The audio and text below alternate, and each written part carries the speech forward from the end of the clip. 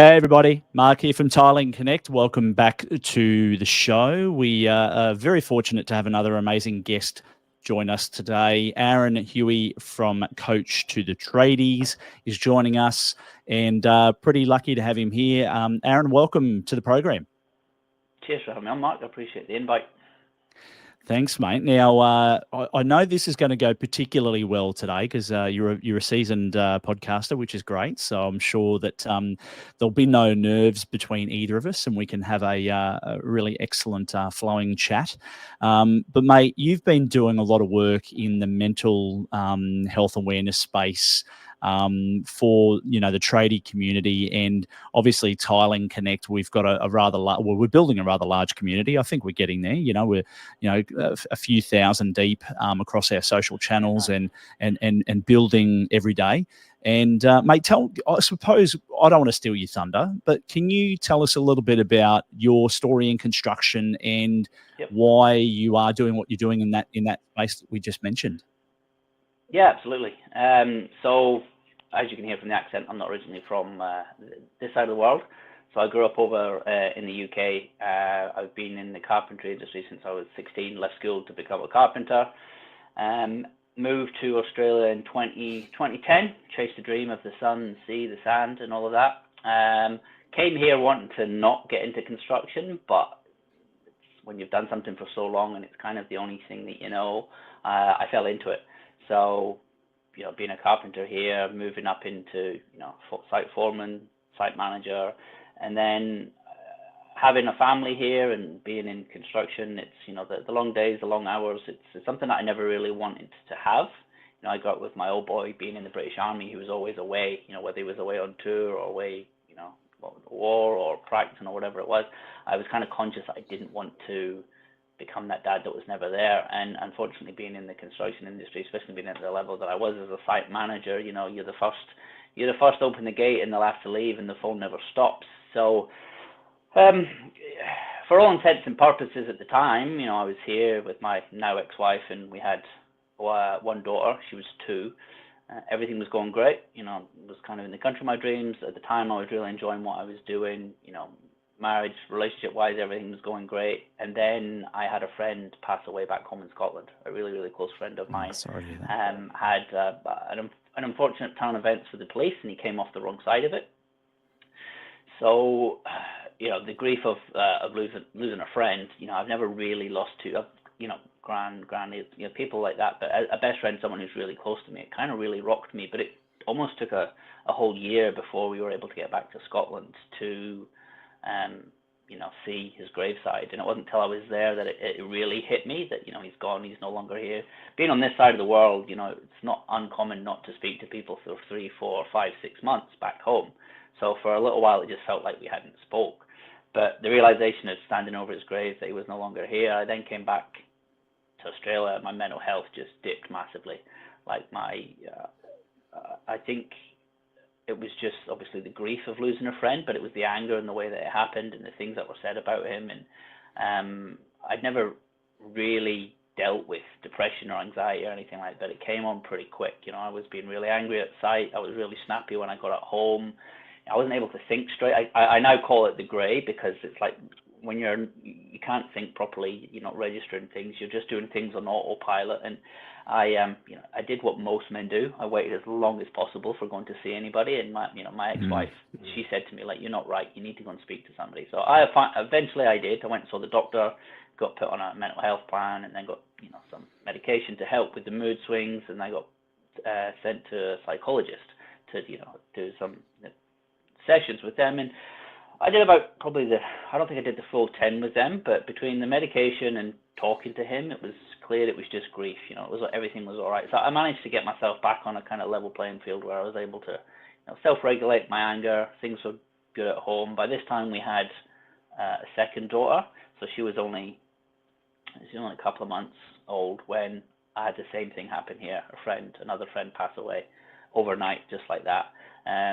Both of these guys are the same age as me. Both of these guys had 2 young kids, and they just disappeared.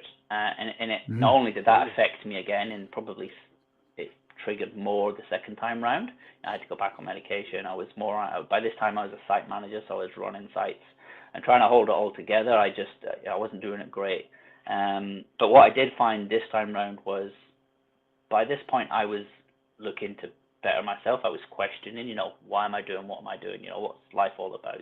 The main things that you question when you lose someone, but having lost two people in such a close period of time, it really made me sit back and reflect on, the hours that I was doing, the time away from family. Was I being the best that I could be? So I started looking at personal development. So Tony Robbins, coaching sessions, just anything to kind of, not only just help me, but kind of help me understand different things.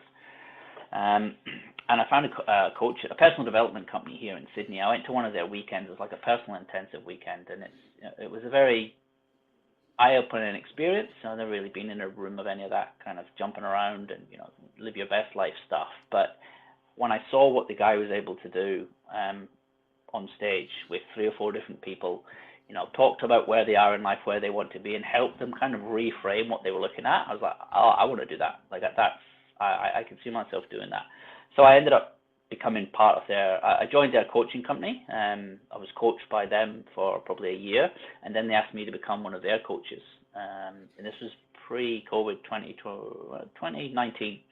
So I thought, right, it could be something here as a job. It could be something as maybe even a side hustle just to get out of construction, because I was looking to move out and do something different. So for the whole year of 2020, I was coaching their clients, so individuals, men, women of all ages and facets. And I was learning things by coaching them, but also by my own coaches about, mindset and goals and outlooks and just things that no one, and especially in the construction space, but more so in my whole life, no one had ever really spoke to any of this. You're able to, just because you came from somewhere doesn't mean that's where you're going to end up. You're able to change what's going on for you. The reasons that we do the things that we do and where they come from. Like, a lot of people don't understand that, the habits that you have can come from your mum and dad or the area that you grew up in, and they may not be the habits that you want or resonate with now. And until people realize that, especially when it comes to construction, like, there's a lot of guys who will work all day, go home if they go home, or go to the pub, and they'll drink, drugs, gamble, loose women, men, whatever it may be. And I was finding that all of that is filling a void in something, but nobody tells you that. Nobody tells you that there's an underlying factor. So it was at the end of 2021, one of my coaches said to me, she goes, and I had told her this. I said, I'm learning stuff here that no one has ever taught me as a tradesman on the construction site or at home as an apprentice. And she goes, well, maybe you should share what you've got with other people who are maybe feeling the same as you, and men who are wanting to do better, wanting to strive, but don't really know that that's a possibility. The toughen up, she'll be right kind of mentality that we have in construction probably stops a lot of guys from doing that. So I was like, what? That's exactly what I'm going to do. So start of 2021, during COVID, I picked up the phone and I called master builders here in Sydney, and I said to them, look, I'm just wondering what's out there for our men when it comes to mental health, the wellness, the personal development space in construction. And they said, the only thing that we've really got right now is we have mates in construction who do the suicide prevention and awareness talks and the odd "Are you okay" day. And I was like, that's a fucking huge gap. Like, it's literally talk about suicide, here's how not to kill yourself, or hope you're all right out of the 365 days of the year for one day. I was like, that's just not good. That's not good enough. I was like, I don't know what I can do. I said, but I'm going to change this. So that set me on a journey over the past, probably to be coming up for 3 years now, of not only keep educating myself, but having conversations with guys and going to anything possible that I can to share the awareness of what I'm doing. And what I find is the conversations that I have with people is amazing. Like, the people who you would think would never open up and talk about their own mental health or what they've been through or what helped them is, I'm talking like skip drivers who are tattooed from the head to the feet with the gold chains. Your stereotypical stay away from him, he's nuts. Have a chat with those guys and they're like, oh yeah, I tried to kill myself a few years ago, or I lost my wife, or whatever it may be, and they're like, but then I decided to change and this is what I did. And it's whether it's a coach or a mentor or even just a finding a group of people that help them along the way. And I was like, okay, well, this is then now what I want to build. So I'm in the process of building a modern tradie community, a community of men who want better, want to learn, but the stigma of being in an industry that's maybe stopping them from looking for the help or saying that they're doing, unfortunately, you have it here in Australia, the tall poppy syndrome. If someone wants to be better themselves, the crowd bring them down. And I don't know whether I'm blessed in that sense, as I've got to the stage where I don't give a fuck what anyone else thinks. Like, I'm doing the best for me, for my girls, for those around me. And I will empower and implore anyone else who wants to do the same and bring them along for the journey. So that's kind of where I am now, building both the community but as well as working one-on-one with guys and then taking this out to construction sites. Like, we have a great movement. Well, I say great, there's a better movement with the conversation in construction, but I definitely think we're a long way away from where we need to be. Yeah, mate, look, what an intro. Holy shit. A lot there to unpack. I told you I was going to talk and talk. That's okay, buddy. A lot to unpack, and my mind was just ticking over because obviously, being what I've done in the life that I've led, I've faced some significant traumas in my past that have, I've suffered from the same. It's a sickness, so to speak, but I've suffered from the same problem, of depression and, not really understanding what it was or how it was impacting my life, and even today, I still reflect back upon the first time I had to deal with death with someone, and it was back in 1995. So this was a long time ago, but I was 21, 20, I think, at the time, wow, and really? I had lost my boss at the time, and he was like, I had worked with this guy for probably about 6 or 7 years growing up as a teenager, and I had climbed the corporate ladder within this business, and he was sort of like a mentor, but in the past, sort of in the last 6 months of his being on the planet, he was like a real close mentor because I was promoted in the job, and I had a company car, and I had 15 stores to look after. And this guy's name was Mark as well. And he was sort of like a big brother, and he took me under his wings. And then unfortunately he succumbed to a tragic car accident and was fatally killed. Like, it was taken away in a heartbeat. And I remember getting the call, and I reflect upon that story often in my life, because it was now that I'm much older, I've learned from my experiences of recent trauma in the last sort of 10 or 15 years, how to identify it and know what the triggers are, and understand that when I'm slipping into that vortex of shit. And yeah, it's not nice. And it doesn't matter who you talk to. Usually, in most instances, it comes out of, well, not always, but in a lot of instances with people that I know, it comes out of, a significant trauma that's occurred in their lives. And people generally don't know how to deal with it. And they generally tend to bottle it up. And or in this case, in man's land, we, as you poetically put it before, we're told to toughen up and not talk about it. Should be right, mate. Just move on and get the job done. And if you try and have a conversation around it, you're frowned upon. You're looked at as weak, and it's just one of those things that it's really difficult to comprehend. So, mate, tell me, like, when that occurred in your life, what sort of how was your community impacted, like your friends, your family, when that happened, in that first instance? Was everyone sort of on the same trajectory, or was it different? Yeah, it was. So my friend who passed away, I have it tattooed on me. He was a true gentleman. Like, everybody and I've changed a lot of the things I do to keep his memory alive. So he's the type of guy who, we'd be at house parties, as you are when you're like, 19, 20, 21, till 3, 4 o'clock in the morning. And he wouldn't leave the party without going around and saying goodbye to everybody. Like, everybody knew him. He was the life and soul of the party. Like, he would pass people in the street, their mothers, their grandmothers, and he wouldn't pass him without saying hello, how are you? You know, he was just that type of guy. He was just there for everyone and everyone. So the story that came out about him and the way that he was attacked, people just knew straight away something was up. So he was attacked by 9 police officers. He was originally from Sierra Leone, so he's of African descent. So it was like 7 o'clock on a Sunday morning. He had been at a house party. He came out and he was on his way to somewhere, and for whatever reason there had been a fight. The police were called, and 9 officers turned up, tased him, put him on the floor, maced him, cuffed him, and he was gone within 40 seconds. Like, he was out. And then they tried to blame, like, they tried to say it was like a 6'4" black man attacked a young female officer who attended her on with a knife. He never used knives. He didn't need to. He was only 5'8". He was the same height as me. Like, he's big stature of a guy. He went to the gym. He was healthy. He looked after himself. But instantaneously, like, just the light that they were trying to shine on him, everyone was just like, no, that's not Sheck. Like, it's not. That's just something up here. And yeah, so the whole community rallied round about him. Like, it's actually got to the stage now where his family they've taken it to the Human Rights Court in Europe to try and get, because Police Scotland have pretty much washed their hands with it. No one will ever be blamed. No one will ever be held accountable.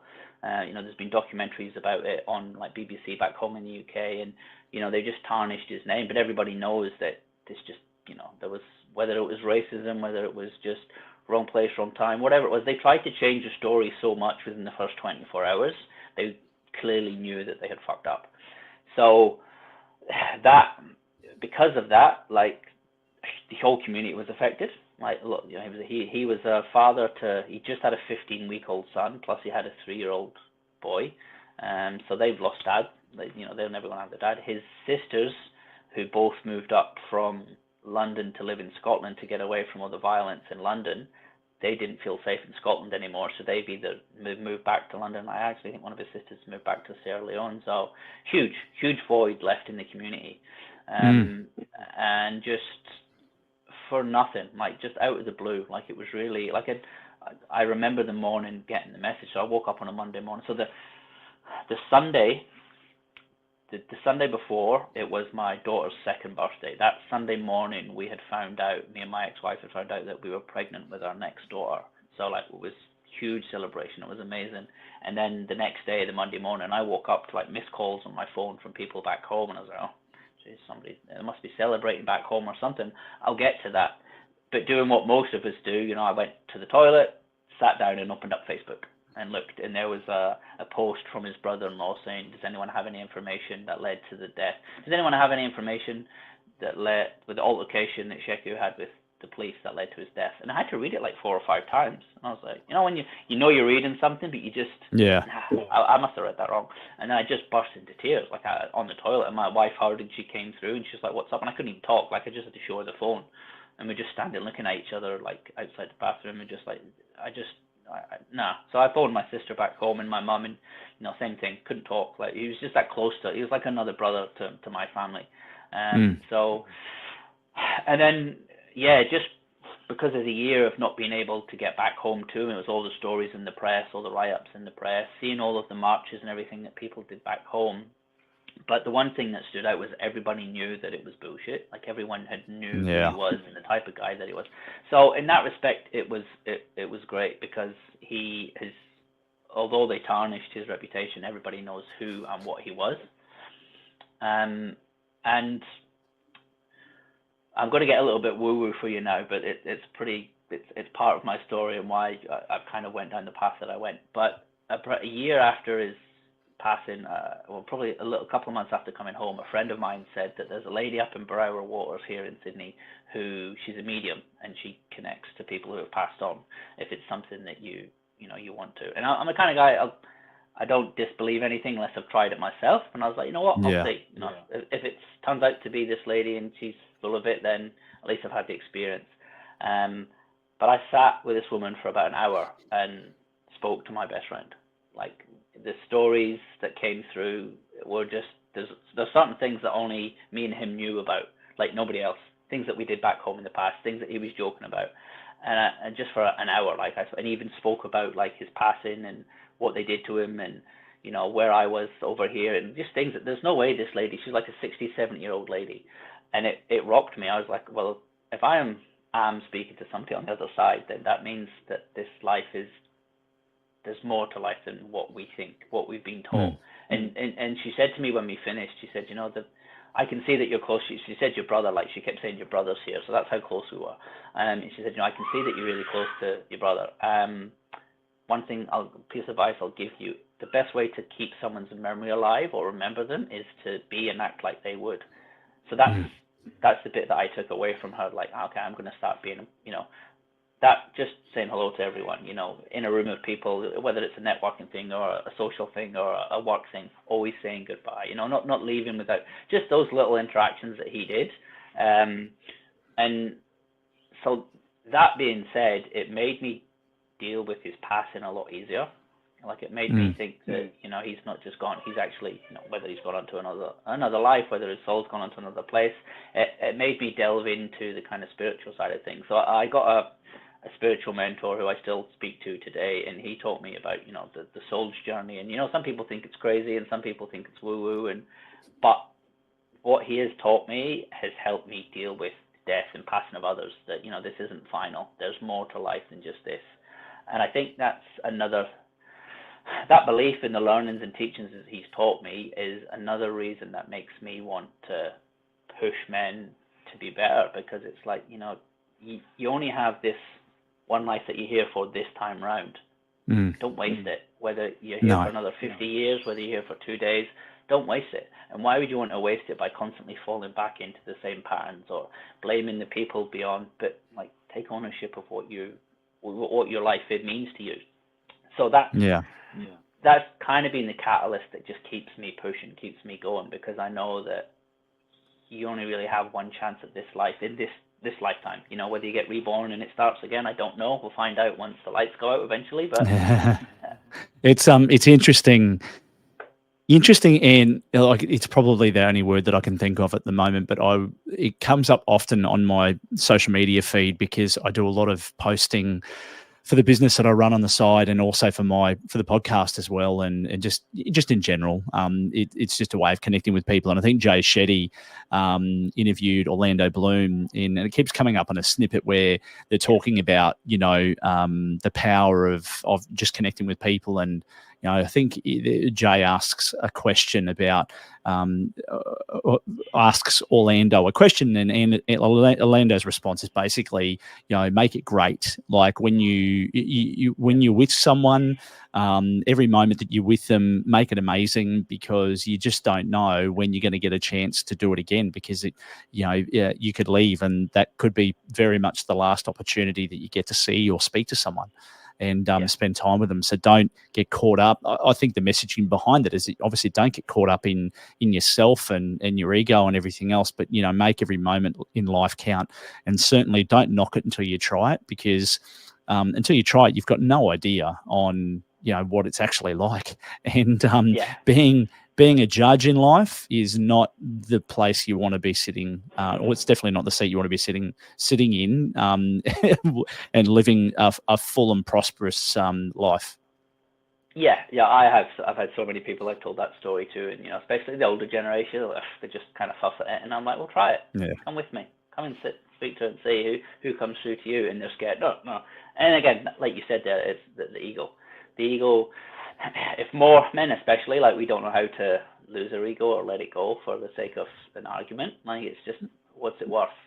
Like, I remember growing up, my mum telling me never go to bed angry. Like, always, if you have an argument, sort it before you go to bed, because you never know if you'll wake up in the morning. And I grew up with my mum and dad both always saying, like, I love you or goodbye after every interaction, even whether it's like going to work or going out to the shops, like, because you just never know. And it never really resonated with me until the passing of my two friends, but more so since I've become the dad of 3 girls. Like, I'm grateful for every moment that I have with them, and I think that's doing the work that I do. It's looking for the good things to be grateful for. Like, negative people always look for the negativity, and then they wonder why their life doesn't get any better. So, well, if you're only looking for the bad, you're going to get the bad. Whereas, if you see the greatness in everything, whether it's a small thing or a large thing, like, it's you attract what you look for, and it's, you just don't know. Like, Mm. My two Yeah, friends, absolutely. and this is it's another thing I talk when I speak on site about, people who are suicidal, or I've never been in the mind frame of someone suicidal. I've spoken to a lot of people who have, and have come through it, and obviously, unfortunately in the construction industry it's quite prevalent. It's quite a big thing for whatever reason. I've asked the powers that be, people who are smarter than me, people who've been to uni that have studied this, and I'm like, why do our guys go to that? Like, why is suicide the easiest option? And they can't tell me. Like, they don't know. There's no significant factor other than they just feel like they're a burden on people. So I tell, when I do my talks, I say to them, like, if you are in this headspace and you do think that you'd be, the world would be better off without you, and your family would do much easier without you. I have two friends who would give anything to have another day. It was taken away from them. They were in the prime of their life. They had two kids, and they would give anything to have another day on this earth. And some people say, oh, you can't say that. It's selfish because you don't know what other people are going through. I'm not saying it to them to be nice. I'm saying it to give them a fucking shake up so that they don't take their own life, because the void that's left by people when you're not here, like, whether it's your family, your friends, your work colleagues, your community, the ripple effect is huge. And if people would just be more open up and asking for help, or saying I need help, or I'm not doing great, instead of just bottling it all up and just, I'm a burden on these people, I don't want to ask for help. People would prefer to have a phone call from you saying, you know what, I'm not doing great, rather than open up their phone and see a Facebook post or get a message from somebody saying, oh, did you hear about such and such is no longer here. It's just, if we can get that message across to guys, everyone in general, but for us in this space, for guys in construction, it's like, dude, you're worth more to everyone around you than you probably think, and that has to come from opening up in conversations. And, mate, you're raising some really excellent points, and I understand, and we'll deep dive into your systems and processes shortly around your methodologies and assisting and helping the community in construction. What does someone do if they're faced with this conversation on a job site, or in a lunchroom, or in construction? So how, like, I imagine it would probably be somewhat of a common question, that they'd be like, well, someone's just come and opened up to me about the problems that they're having. What do I do? Like, how do I respond? Because I think that would be someone's greatest fear, is they go, oh shit, someone's going to open up to me and tell me that they've got issues. I'm not qualified. Like, how do I handle what they're going through? Like, what do I do, even though that we're friends? So have you seen that before, and what are some steps that people can do to help? Yeah, absolutely. That the fear of getting the answer that you don't want to hear is what stops most people asking that question. And it's not up to you to fix that. You just point them in the right direction. So there's, when the mates in construction I mentioned, they do a great suicide prevention awareness training, and they let you know, you just, if you sense something, be a little bit pushy, because they're not going to tell you that, like, what's going on for them. To the point where, you don't sit them down and say, I know that you're suicidal, but asking that question sometimes is enough to shock them. And you'd be amazed at the amount of people who actually can't verbalize that. Are you suicidal? Are you thinking of harming yourself? Like, when I've done the suicide prevention courses, they actually get you to do it. And the amount of people who will either break down in tears and they're not able to verbalize it. So it's something to practice, being able to say it, so that if you ever come across that, you're able to, one, verbalize it, pick up on the symptoms of what's going on for them. Whether their mood changed, are they distancing themselves from the crew on site? Are they coming in late? Are they lethargic? Are they not doing their job? Are they just lost interest? Some of the key phrases are, I just don't care anymore, or what's the point? These phrases. But there's, you can point them to all of you've got Lifeline, Beyond Blue. For us in construction, we've got TAX and TradeMut, like they're a counselling service. I would put anyone to them. Like, I'm wearing their gear. Their gear comes with a QR code. You just scan that, and it takes you straight through to either the tech service or the phone service. And they're counsellors. They're just non-judgmental, and they can be anything from a full 10 sessions to just a conversation with somebody, just helping them reframe it. So for us in construction, I would point them to T-Action Trademark straight away, because they're there and it's an instantaneous service and it's free. They don't have to worry about paying for it. You don't have to, nobody knows about it either. It's between you and the council, whoever you get on the other end. And sometimes that's all it takes, just that one conversation. But also sometimes it's just asking them, and then they go, no, what makes you think that?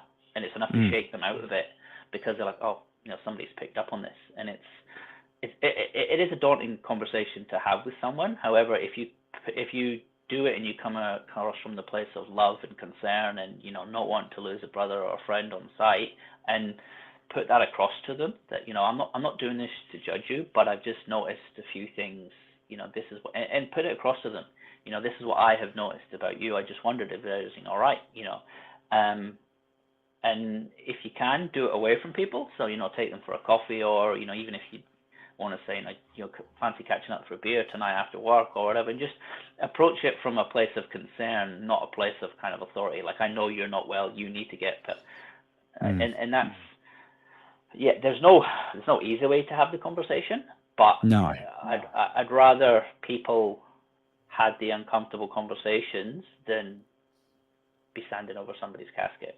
And if people can, if we can get that through to people and get that across people's own kind of embarrassment and shame about talking about it, or even owning up to it, like that's another thing. Like, some people, they don't really know what they're going through. Like, they might not know the symptoms themselves. Like I said, when I was going through it, I was just doing the daily steps of, getting up, going to work, doing the work thing, coming home, being a parent, and you fall into the rut of just doing what you need to do. But then the grey kicks in, and you just can't think straight. If people can pick up that you're not you, and they say this to you, like, sit down and have the conversation with them, and then reflect on it. And it's easier to say when you're not in that headspace, but if you are, try not to take offense to it. They're just doing it from a place of love and concern for you. Yeah, absolutely, mate. It's never it's not an easy conversation to have, but if a place of love is definitely the best place to come from in regards to having a conversation with helping your mates go through a tough time. And so, mate, look, I know that you obviously are sharing some of your obviously personal and intimate experiences from what you've been through with the death of your mate, and obviously it's impacted your mindset and how have you used the experience that you've been through to build processes around how to have build this business and provide support to the construction industry. Talk us through that a little bit more about what you've learned and what are some of the techniques that you have that you share with others to help them through. Yeah, let's say that the first thing I had to learn was building a business. I never ever wanted to be in business myself. Like, I was happy to just be a chippy or a site manager working for somebody. So that's probably one of the biggest learnings for me, is trying to grow. And I'm still trying to grow. Like, there's still, my business hasn't taken off to where I want it to be, because unfortunately it's an uncomfortable conversation, and some people aren't really ready for it, whether it be a construction business or a carpentry business, electrical business. So I'm still working my way through establishing in it. But from the coaching side of things and the mental health coaching side of things, I haven't reinvented the wheel with this. Like, coaching is different to counseling. So counseling takes past traumas and takes, what you've been through, and then helps you work through that. What my coaching is, I'll when I do an initial call with somebody, I find out where they're at. Ask them certain questions about where they're at in life, and I've got a thing called the wheel of life. It asks you about your relationships, your fitness, your mental health, your spiritual, your financial, your business, pretty much all the myriad of where you are in life, where you would like to be in, say, 12 months, 2 years, 5 years, and then I work with the guys in between. And I've kind of come up with a 4-step process, and I think you can use this for anything, whether it's you want to improve your business, whether you want to improve your relationship, your health. The first one is awareness. You need to become aware of something isn't working for you, what you're doing wrong, the situation that you're in. It can be everything from a work situation to a toxic relationship, to you're drinking too much, you're spending too much money. You need to become aware of what it is that you want to improve on or take out. And then secondly, you have to take ownership. I'm a huge advocate for saying, okay, enough is enough. And for most men, we have to go through something traumatic before we do that, which it comes with its pros and cons. I wish it wouldn't take us to go through, whether it's a breakup or a death or a loss of a business or alcohol, something before we go, right, okay, enough is enough. But however, sometimes you need that push just to get it done. So taking ownership and saying, right, okay, fuck this, I'm not happy where I am, whatever it is that you're at, I deserve better, I want better. And then thirdly is getting the education. So finding out, how do I move from point A to point B? Who do I need to get in my circle? Like whether it's a coach, a mentor, a community, or whatever it may be. When people say to me, I don't have time, or mental health personal development's too expensive. You have YouTube, you have Audible, you have podcasts like this. There's so much stuff out there right now that's for free. So there's literally no excuse where anyone can tell me that they can't improve themselves, because we have these phones on us 24/7, and they have the biggest library to everything. You can be watching a video while you're on your lunch break, or you can be listening to a podcast on the drive to work. I took the radio out of my truck 4 years ago because I was sick of listening to the shit on the radio. So now I constantly have these headphones in. So whether it's a podcast like this, or an audio book, or an Audible, something, I'm constantly feeding myself knowledge about whatever subject it is that I'm at right now. And I say that to people all the time, and just picking up on what you said, shift your mindset away from entertainment to education. And if you can do that, step by step, day by day, it's not going to happen overnight, but certainly the more you can educate yourself, the stronger you'll become as a person. You have to turn off the entertainment. And I mean, not permanently, like I'm not talking about everything, but if you're sitting there scrolling on your bloody phone for half an hour, 45 minutes, think of the half an hour or 45 minutes you've actually could have been listening to a podcast or watching a YouTube clip about, how to tie knots, or I don't know, if you're into sailing or whatever. But well, that's it. There's everything out there. Like there's no, that you can literally, there's people who have built businesses just by watching somebody else do it on YouTube. There's nothing that you can't learn from someone. It may be the most important thing. It could be the most menial thing ever, but you can find it out there. And we've been conditioned to come home, sit in front of the TV and watch all the crap on the TV. And they're called programs for a reason. And it sounds like a really guru-y thing to say, but they're programming you just to be stupid, to just sit there on your arse for 4 hours a night so that you can go to bed, get up and go to, your job. There's a terminology, or there's a phraseology, I can't remember who said it, but it pretty much goes, you live in your box house, you sit at your box table eating your box meal in front of the box TV, and then in the morning you get up and you get in your box car to drive to your box office, to sit in your box cubicle, to move little boxes around to make more boxes for your boss. It's a very simplistic way to look at it. However, that's unfortunately what a lot of people do. Until the penny drops and you're like, okay, well, there's more to life than just, like you say, entertainment. Like there's more to life. Like you listen to the news, 99% of it is bad, and then at the very end, and the cat was saved from a tree. So why would you want to listen to that on repeat 3 or 4 times a day, if that? Like I'm not a massive, well, I should be. I rephrase this. Myself, I struggle to get physically fit and go to the gym because it doesn't interest me. I know it should. I'm getting older now. In the space that I am, I'm more about the mind, but I know that I should be doing more with my body. So I use the analogy that when you want to get fit, you watch what you eat, watch what you put into your body, you train. It's the same with your mind. You need to watch what you're putting into your brain, into your ears, for your own mental health and for your own personal development. If you feed yourself the crap, then the outcome of it is you're going to be sad, negative. You're not going to learn anything. You're not going to gain anything. And even working your brain, like reading, like doing, you can do some of those mind puzzles. You can do something, putting your mind at work constantly, rather than just, a lot of people are just floating around on autopilot. How many times have you got to work and you're like, fuck, how did I get here? You've just driven like half an hour on autopilot, or you come home from work and the next thing it's 9 o'clock at night.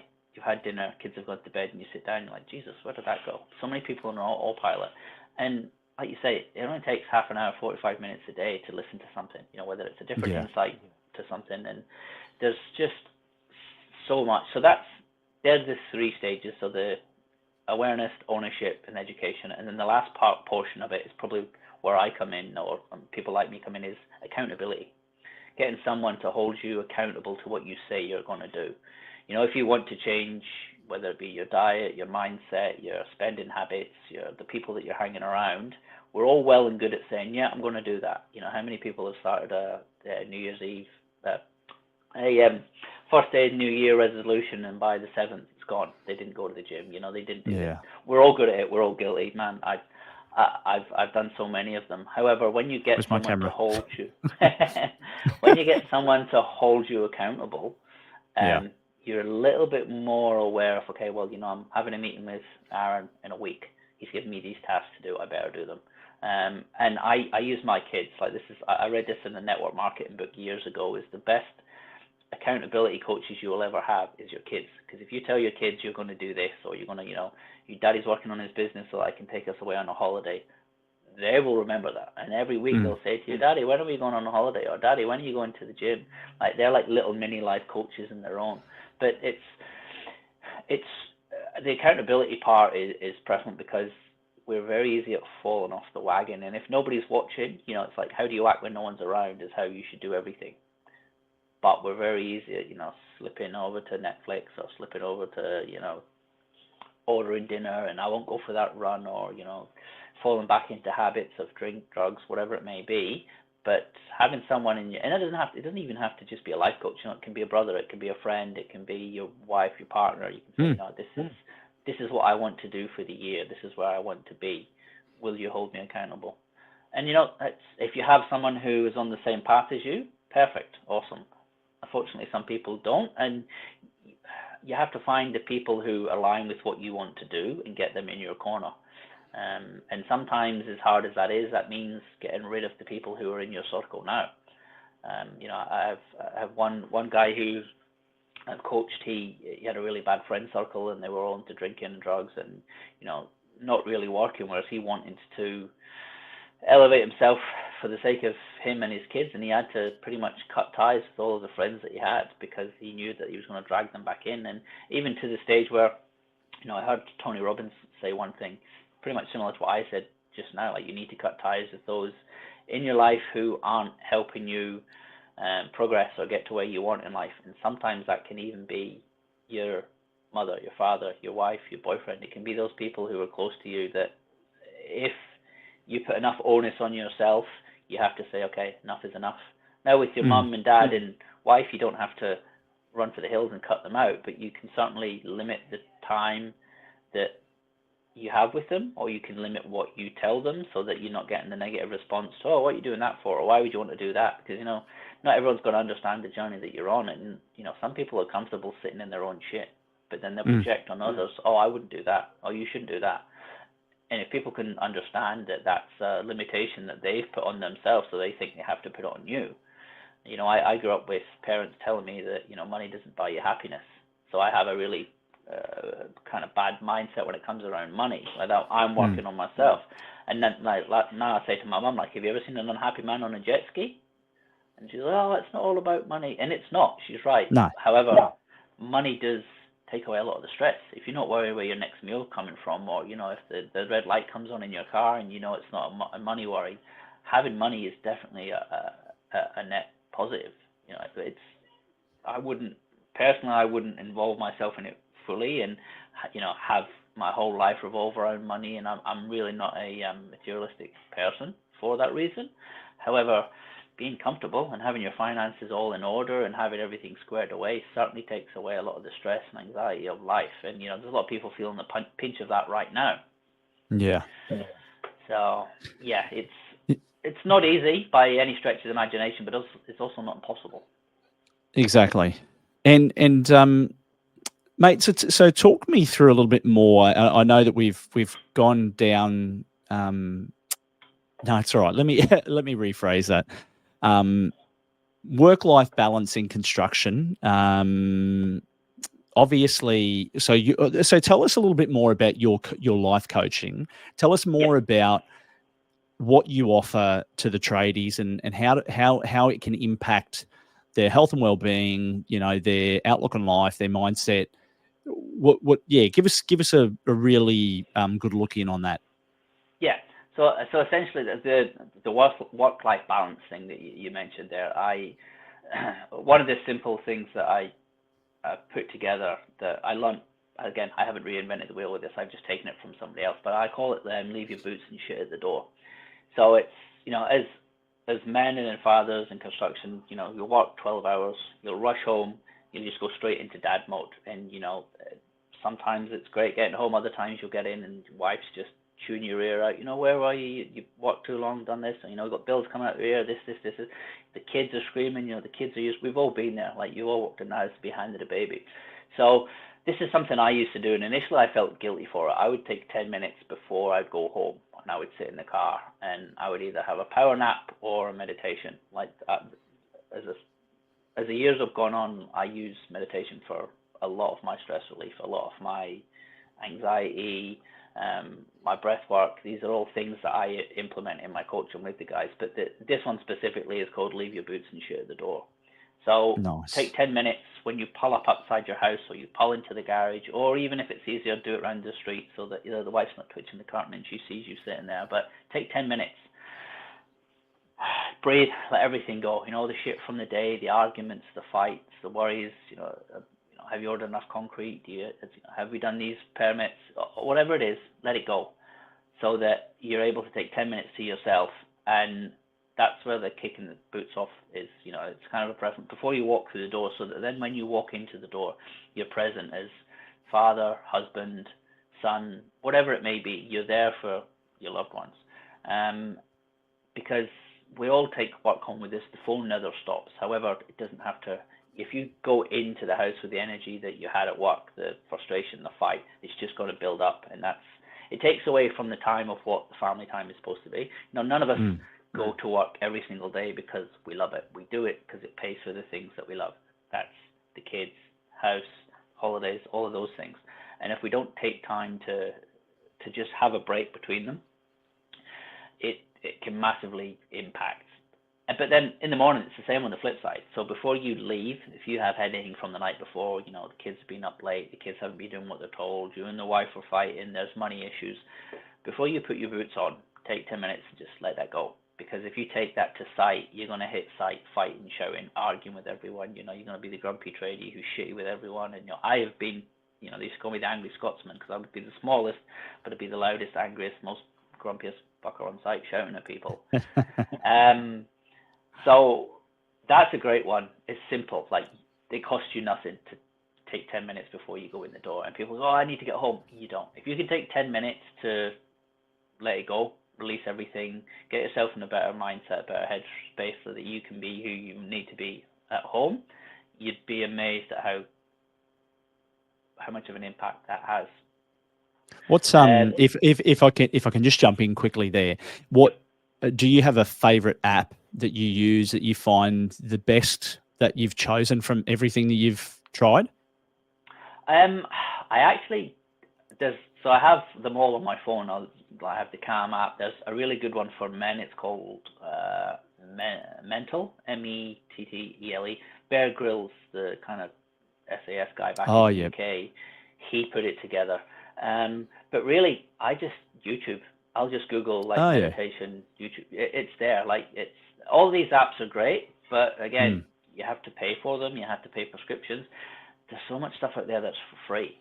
And that is, you can just put, meditation, de-stress meditation in YouTube, and there's a myriad of them, and just find your best one that works for you. Something else that I teach and I use, because I have used it myself, is a form of kind of meditative breathing. It's called box breathing. And I used to do this. I get really bad anxiety. I'd wake up 3-4 o'clock in the morning. My chest would be tight. My back would be sore. I would be going over everything in my head. And most site managers or even construction managers will know how that feels. So just box breathing, it helps slow everything down, slows down the mind, slows down the heart, just relaxes everything, and you're able to actually think clearer. So I used to do this on the way to work in traffic. So you're like, even if you're driving, you don't have to close your eyes to do it. If you can close your eyes, if you do it in your office, or you can even nip away to the dunny and do it in the toilet for 10 minutes if no one's watching, you can sit and close your eyes. But I used to just do it in traffic, and it's literally just you sit and breathe in for 4 seconds, hold it for 4 seconds, breathe out for 4 seconds, hold it for 4 seconds. So that's where the kind of the box comes from. You just do this on repeat for 9 or 10 minutes, and it's amazing the impact it has. Like, you're able to just think clearly, everything relaxes. Like, the US Navy SEALs use this as one of their main tools. And I have a joke, like, when I do my site presentations, I'm like, fuck, if it's good enough for the US Navy SEALs, it's good enough for Jimmy the tradie here in Sydney. Absolutely. But it's powerful. And these are just kind of some of the de-stressors throughout the day. And you can use this as much as you need to. Like I say, I have done it in the car. I have done it in the site office when no one else is around. And once you become aware of the kind of anxiety and the panic attacks creeping up, if you can feel them building, you do this and it just negates it. And then you're able to function throughout the day. Nice. Yeah, and they're powerful but basic exercises. Mate, yeah, absolutely. And look, I think from my experience as well, my personal experience, I find one of the biggest challenges that people have is dealing with time, and that self-talk of, yeah, it all sounds wonderful, but I just don't have the time to actually put it into my day. Like, I don't have the 10 minutes at the start of the day. I don't have the 10 minutes at the end of the day because my life is so jammed with all of these other activities and tasks. How do I actually do that? Do you come across that often in conversations that you have with people? All the time. And what I say to them is, like, go to your phone and check your screen time. Tell me how long you've been on your phone throughout the day, and tell me you can't take 10 minutes out of that.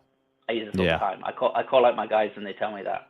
And the amount of guys who have actually reduced their screen time, because when they see it, like, fuck, no way, I waste that much time. I'm like, yeah. What do you gain from it? Like you said before, half an hour, an hour of scrolling. We all do it. We're all guilty of it. Social media is the greatest and worst thing that was ever invented, because it's one, it makes people think that they're communicating and they're social, but they're really not, because you go into any lunchroom and there's like 50 lads like this, head down. Oh yeah, I've seen no it. one's communicating. And it's just like, you see it on trains in the morning, you see it. So I call guys out on that one all the time, and they tell me, I don't have the time for that. I'm like, look at your screen time. Tell me that you can't take 10 minutes out of that screen time, or half an hour, or an hour to do that. None of it comes down to time. It all comes down to discipline. It all comes down to, do you want it enough, or are you feeling the pain enough of what you're going through that you'll take 10 minutes out of your day to do it? So it's, when you see that, it's really not an excuse. It's not a reason. It's just an excuse.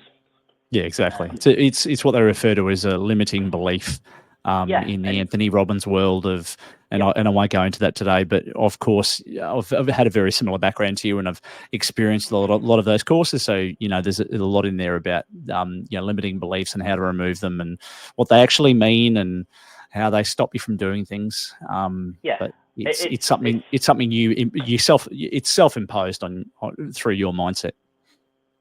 Yeah, and it's also one thing as men who have never tread the path that we have. They just don't know this stuff. Like, they don't know that there's limiting beliefs. They don't know that the beliefs that your mum and dad had on you are their limiting beliefs that they passed down to you, and now you just run and think that's I can't run that business, or I'll never be able to make this much money, or I stayed in this relationship because that's what you do. It's like, well, this relationship is killing you. Like, I had to learn that the hard way. Like, my marriage broke down 2 years ago, and I wish I would have been able to just put a stop to it and say, no, this isn't working.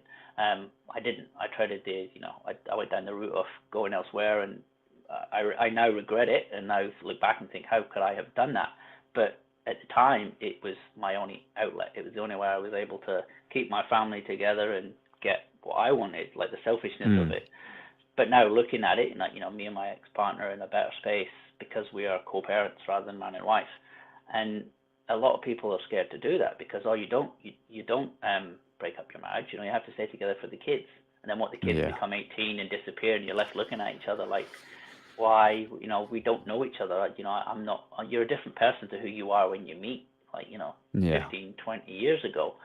And if you can mitigate that, and you can realize that, and if you can work on it and brings two of you together, then awesome. But if not, then you have to cut your losses in the best way possible for the kids. The old phrase, two happy homes is better than one toxic one. And we both swear by that now. Like our girls, Yeah. they're 7 days with their mum, then they're 7 days with me. And they both see that me and their mum are happier apart, but they also see us interacting together as two co-parents.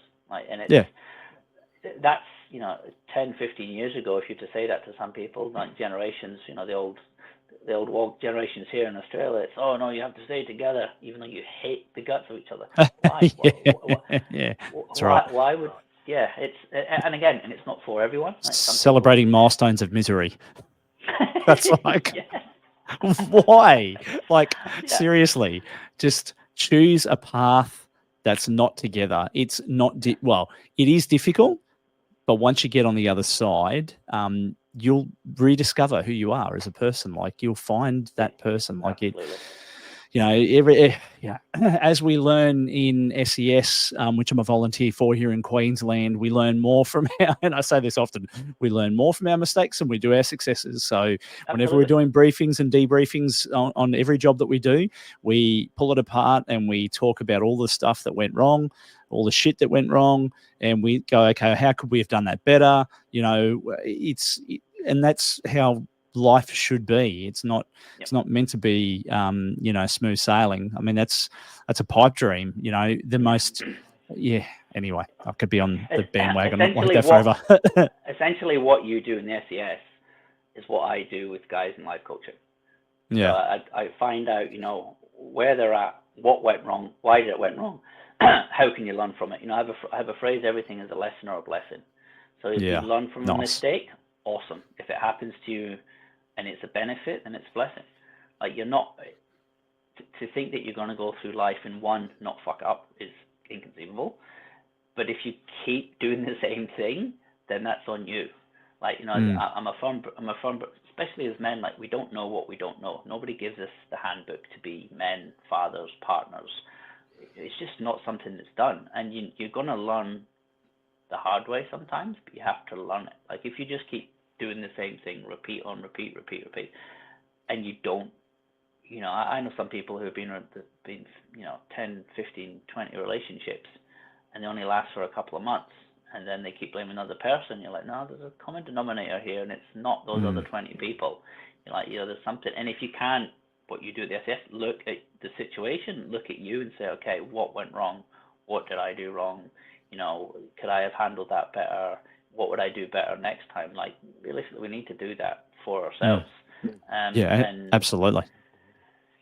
Yeah, no, mate. Look, it's 100%. Sorry to cut you off. I didn't mean to. It's just, no, you're right. And mate, hats off to you for what you're doing.